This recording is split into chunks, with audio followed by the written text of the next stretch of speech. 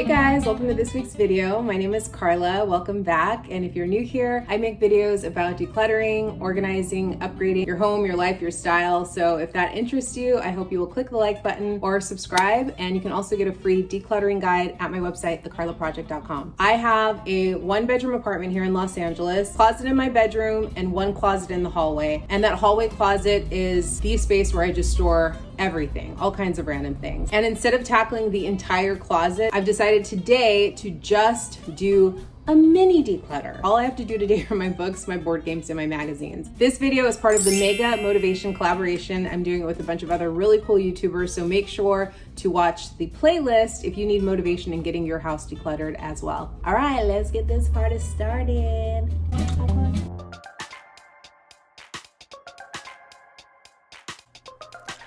I am someone who definitely prefers paper books over digital books.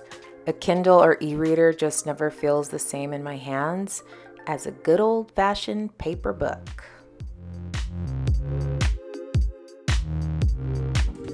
Okay, here we have it. All the books in my house are here. So I'm going to do a speed declutter and really just pick up each book and make a yes/no decision very quickly. And then I'll circle back and let you know the ones that I'm keeping and the ones I'm getting rid of. You'll definitely see a theme with my books. I love books on spirituality. I love books on psychology. And you can definitely find me in the self-help aisle at any local bookstore. I started out with 74 books and my goal was to donate 20% of them. And I ended up getting rid of 18. Okay, I'm done with my decluttering and organizing. These are the books that I am letting go of. We have a neighborhood library where you can take or leave a book, so I am going to drop these off there. And I feel good about that. Oh. Here's how I organize things. So I've got my classic self-help, my favorite fiction, my spiritual books, my relationship books, and then I have all of my Abraham Hicks books, which there are a lot of, and a few more spiritual books. And then I kept one book as a memento because it has a really special story behind it. So my mom passed away a couple of years ago, and about a month after she died, as I was clearing out her room, I came across this little Bible and it was inscribed to me. The day that she wrote the inscription is July 15th, 2001. And the day that I found this book was July 15th, 2019. To my dearest Carla, wishing you God's blessings and guidance in everything you do.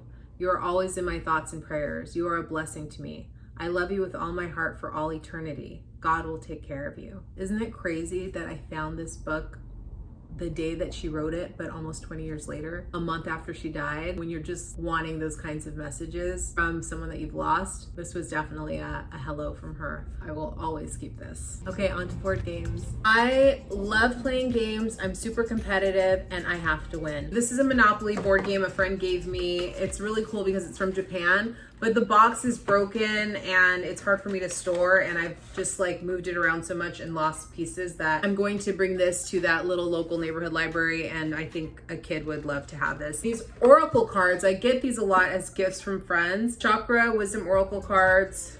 I'm gonna hold on to this one. Love oracles, I'm going to let go of. Very pretty packaging, but I just never use it, so that's someone else's now. Sequence keeping, Catan keeping. This game, I just didn't like throw burrito. I don't know why. I bought this over quarantine. It pains me to get rid of that because I played it once and it was like 25 bucks, but you know, that's part of decluttering, letting go of things that you spent money on that you kind of regret. What I'm keeping, Catan, Sequence, Wisdom Oracle card. Last but not least, I am taking a look at my magazines, which I've been doing a pretty good job of. I subscribe to Living and Veranda. I usually pick up the Domino issue that comes out, I think 3 or 4 times a year. And then a friend gave me this Real Simple magazine. So I'm gonna keep this one because I haven't gone through it yet. But, oh, and my Domino I'm keeping. So I have 2 magazines. I usually just keep them out on my desk or on my coffee table. 1, 2, 3, 4 I'm getting rid of. For me, magazines are kind of like a stylistic choice. I think they look really cool, especially Vogue magazines when they're stacked. So I have a couple of those. These 2 I'm keeping, the rest are going to go away. All right, I'm gonna go into my closet, put away the books, put away the board games. I'll at least have one shelf done in that super messy closet. I really like this because it just goes to show you don't have to tackle your whole house or your whole room. I know it can feel really overwhelming when you have clutter in your house. Why not go super micro and just pick one category? You could declutter your socks this weekend. You could declutter your books like I just did. You could declutter your utensils. Like, it's really nice to kind of just get focused and think, okay, what's one thing that I can start to let go of this weekend? Hopefully this week's video gave you some mega motivation. Make sure to check out the other videos that are in the playlist. And my work here is done. Thanks for watching this week's video. I'll catch you guys next weekend. Bye.